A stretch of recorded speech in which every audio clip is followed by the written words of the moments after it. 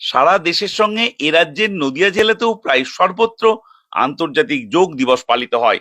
কৃষ্ণনগরে বিএসএফ এর সেক্টর হেডকোয়ার্টারে এদিন 200 জন যোগ চর্চায় যোগ দেন। সেখানে স্থানীয় শঙ্কর মিশনের শিশু সহ বিএসএফ এর পদস্থ কর্তারা যোগ করেন। अंतर्राष्ट्रीय योगा दिवस का 10वां संस्करण है, जो आप 10वीं एनिवर्सरी बोल सकते हैं, जिसपे हमने आज यहाँ पे अपने जवानों और स्कूल से आए बच्चों के साथ जो है इस कार्यक्रम को आयोजित किया है। কেন্দ্রীয় তথ্য ও সম্প্রচার মন্ত্রণালয়ের অধীন সেন্ট্রাল ব্যুরো অফ কমিউনিকেশন বর্ধমানের উদ্যোগে কৃষ্ণনগর কেন্দ্রীয় বিদ্যালয়ে দিনটি পালন করা হয়। যোগের পাশাপাশি ছাত্রছাত্রীরা কুইজ প্রতিযোগিতায় অংশ নেন। সফল প্রতিযোগীদের হাতে পুরস্কার তুলে দেওয়া হয়। পুরস্কার পেয়ে খুশি ছাত্রীরাও।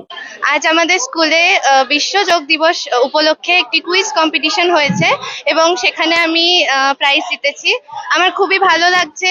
সৈকত সরকারের কথাই, As we all know, 21st June every year is celebrated as the International Day of Yoga, and now after the Prime Minister's efforts to take it to the world has really reaped benefits for the global population. Nehru যুব কেন্দ্র নদিয়ার মূল অনুষ্ঠানটি হয় কাটাগঞ্জ গোকুলপুর আদর্শ শিক্ষায়তনে।